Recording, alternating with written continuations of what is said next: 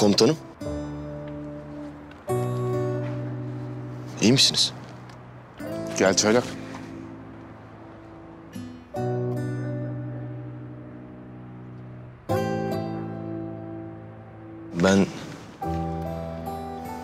Ben olanları duydum.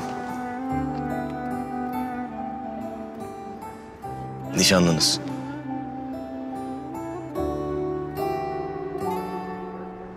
Canınız çok acıyor değil mi?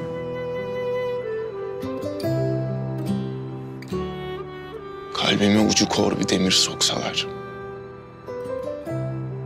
Utanır kendinden. Meğer ben bir buz parçacığıymışım falan der. O kadar mı ya? Dile gelen bu kadar Çaylak. Bir de dile getiremediklerim var.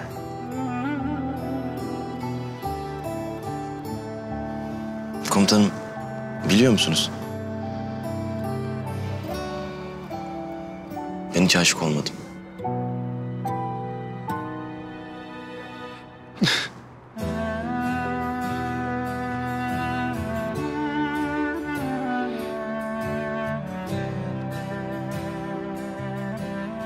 Olma, boş ver.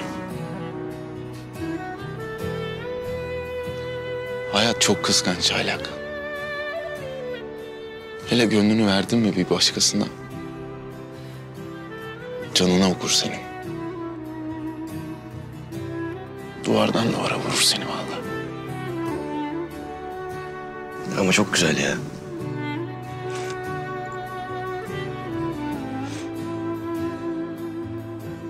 Sen iyi bir asker ve iyi bir insan olarak ölmek istiyor musun? Evet komutanım. O zaman bu toprakları çok sev. Üstündekileri daha çok sev.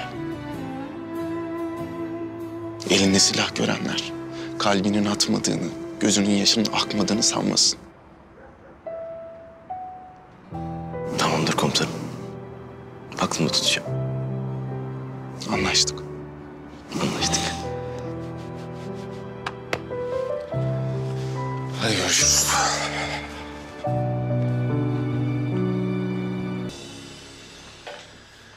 Şu kadarcık şeyin 1 milyon dolar olması ne kadar acayip değil mi? Uyuşturucudan, petrolden, her şeyden daha değerli. Kızınız nasıl oldu komutanım? Hala hastanede. Sen ne yaptın misafirine? Bu gece gidecek. Yani başın belaya girmezse tabii. Çocuklara söyle, bu gece izinliler. Emredersiniz komutanım.